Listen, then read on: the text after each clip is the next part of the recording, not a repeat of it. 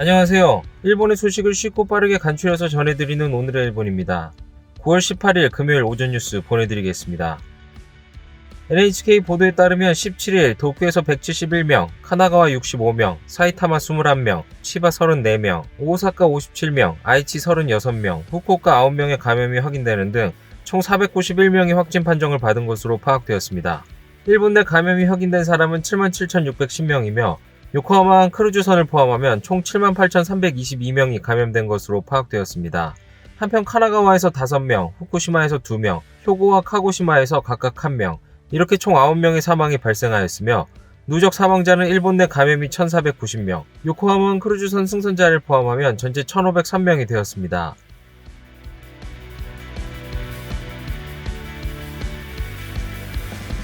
이날 도쿄에서는 171명의 신규 감염이 확인되었습니다. 10세 미만부터 90대까지의 남녀 171명이 신규 확진 판정을 받은 것으로 파악되었으며 이 중 79명은 감염 경로가 파악이 되지 않거나 조사 중이고 92명은 기존 감염자의 밀접 접촉자로 확인되었습니다. 연령대로는 20대에서 30대가 총 78명으로 전체의 약 46%, 40대에서 50대는 총 55명으로 약 32%로 나타났습니다. 감염 경로로는 171명 중 가정 내 감염이 40명, 시설 내 감염이 15명, 직장 내 감염이 9명, 유흥과 관련 감염이 8명, 회식에서의 감염이 3명 등으로 확인되었습니다. 한편 이날 도내 사망자는 없었으며 현재 중증 환자는 4명 증가한 27명, 입원 환자는 11명 증가한 1,160명으로 파악되었습니다. 이로써 도쿄의 누적 확진자 수는 23,608명, 누적 사망자 수는 389명이 되었습니다. 다음 소식입니다. 스가 총리 취임과 내각 발족 후 본격적인 움직임이 시작되었습니다. まさに身の引き締まる思いであります。国民のために働く内閣をスタートさせて、しっかりとした成果を上げて国民の期待にお応えをしたい、そう思います。 閣僚들이 하나같이 얘기한 것은 개혁입니다. 菅総理が掲げている改革を一つ一つ実施をしていきたい。縦割り行政を打破をしてでも改革を進めようというのが思いでございます。 스가 총리가 그 돌파력을 기대하고 있는 것은 방위상에서 행정개혁 담당상으로 이동한 코노 타로 씨입니다. 코노 담당상은 16일 밤 스가 총리로부터 종적 이기주의의 폐해를 국민으로부터 정보를 모을 수 있도록 종적관계 110번의 설치를 검토하라는 지시를 받았습니다. 菅総理がおっしゃっていた縦割り110番なんですが、実現の可能性っていうのはあるんでしょうか。そんなのもうご意見をお寄せくださいと言えばいいだけの話ですから、もうやろうかと思ってます。 약 5시간 후 코노 씨의 트위터에는 관공서에서의 칸막이 행정으로 곤란한 것 등 규제에 관한 정보를 보내주세요라는 글이 올라왔으며 자신의 공식 홈페이지에 종적관계 110번이라는欄을 만들었습니다. 先ほど行政改革目安箱縦割り110番というのを立ち上げましたら、もう700通ぐらい来ましてちょっと目安箱破裂しそうだなという、状況ですが、なるべく具体的なものからしっかり、手をつけていきたい。 다만 의견란을 부처가 아닌 코노 씨의 홈페이지에 두어 개인정보 보호상 우려도 지적되고 있습니다. 또 다른 기대를 모으고 있는 것은 스가 총리가 강조한 디지털청 창설, 즉 디지털 개혁입니다. 디지털 개혁 담당상에는 히라이 타쿠야 씨가 기용되었습니다. 그는 스마트폰 게임 아베뿅을 만들었으며 이번에 디지털화 추진을 담당하게 되었습니다. 그는 스가 총리로부터 디지털청 창설의 가속화에 대한 지시를 받았습니다. 22年の4月新設みたいなのは出てましたよね。それより早いペースでやらないと総理の期待には応えられないような感じですね、今は。明日から合宿するんで。 디지털청에 대해서는 2021년까지 발족을 목표로 하고 있습니다. 新型コロナという課題、これに対してしっかりと対応していかなきゃならんなと、昨日からなんですけれども、私の頭の中にある、そういうような一番の課題でありますね。 타무라 씨는 두 번째 후생노동상에 임명되어 일본 의사회로부터도 코로나 대책 등에 대해 기대를 받고 있습니다. PCR 検査の保険適用もそうなんですけれども、保険適用外で民間でやられているものがありますよね。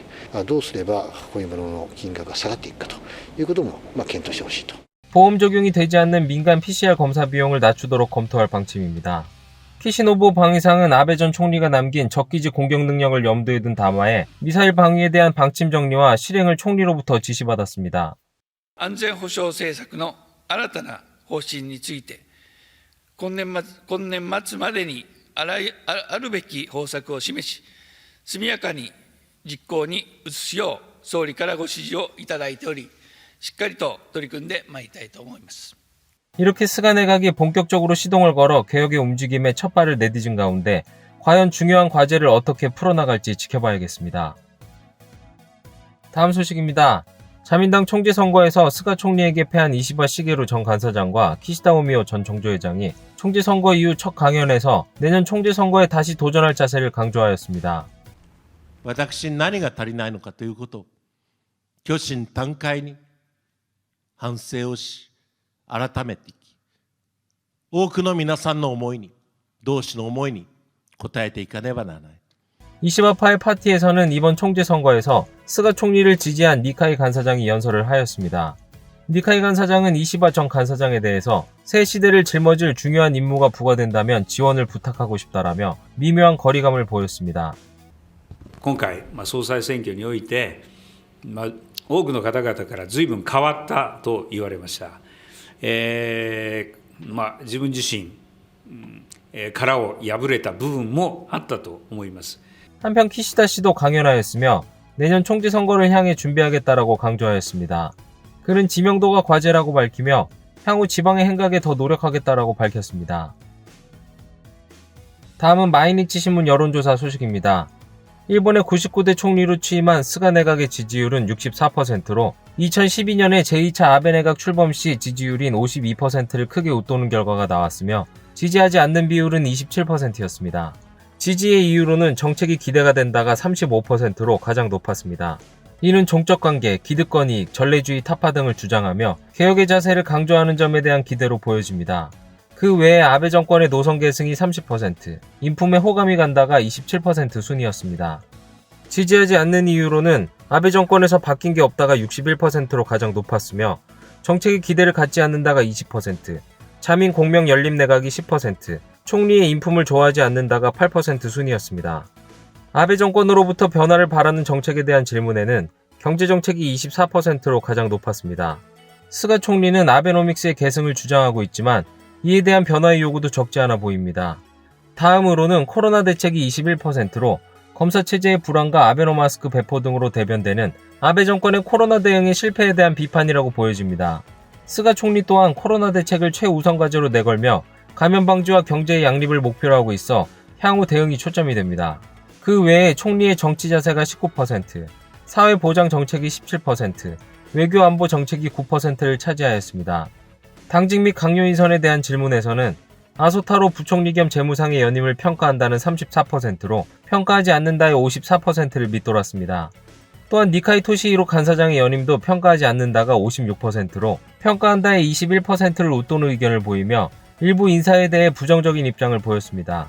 한편 방위상에서 행정개혁 담당상으로 이동한 코노타로 씨에 대해서는 76%가 기대한다라고 답하여 스가 총리가 강조하는 개혁에 대해 코노 씨의 돌파력을 기대하는 사람이 많은 것으로 보입니다.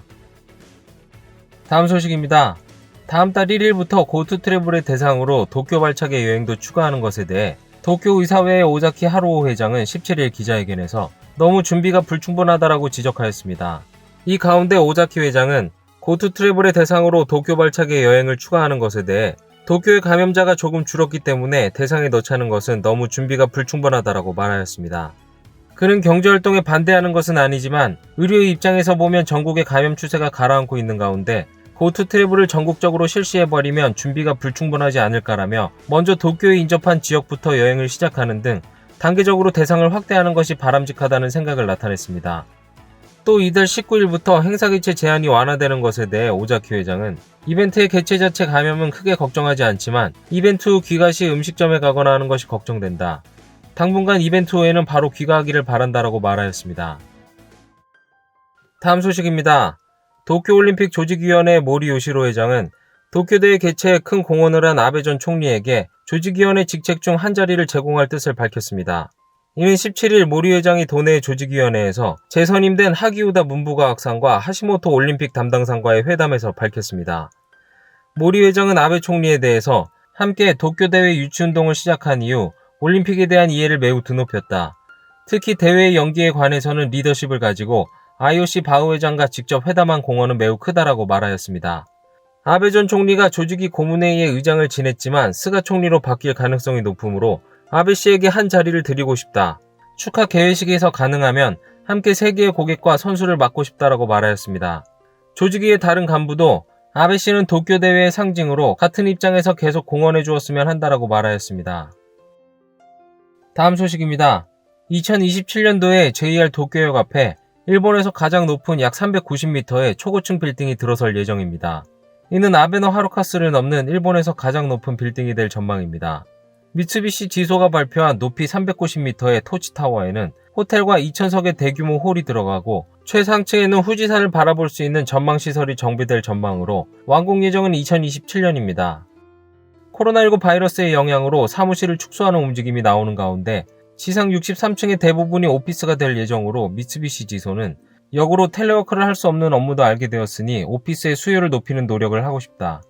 코로나19 바이러스의 영향도 있어 세상의 정체감이 확산되고 있으나 세대와 국경을 넘어 일본을 밝고 건강하게 하는 유일무이한 도시 조성을 추진하겠다라고 말하였습니다. 다음 소식입니다. 휴대전화 요금 인하를 위해 총무성이 새로운 지침을 정리하였습니다. 자사의 통화 회선을 가지지 않은 저가 스마트폰 회사는 이용료를 내고 대형 휴대전화 회사에서 회선을 빌리고 있습니다. 총무성은 이 요금이 비싸게 설정되어 경쟁을 가로막고 있다고 보고 17일 새로운 지침을 정리하였습니다. 지침에서는 대기업 휴대전화 회사가 책정한 회선 대여 요금이 적정한지 확인하기 위해 총무성의 원가 등의 설정을 보고하도록 요구하고 있습니다. 통화회선 대여 요금에 대해 올해 6월 당시 타케이치 전 총무상이 NTT 도코모에 대해 저가 스마트폰 회사인 일본통신회선의 대여 요금을 인하하도록 하였습니다. 총무성은 이번 새로운 지침에 의해서 모든 저가 스마트폰 업체들이 더 싼 요금으로 회선을 빌릴 수 있도록 하여 저가 스마트폰의 휴대전화 요금 인하로 이어지도록 할 예정입니다. 오늘 일본 소식은 여기까지입니다. 오늘도 즐거운 하루 되시길 바라겠고요. 저는 또 새로운 소식으로 찾아뵙도록 하겠습니다. 시청해주셔서 감사합니다. 이그저튜브였습니다.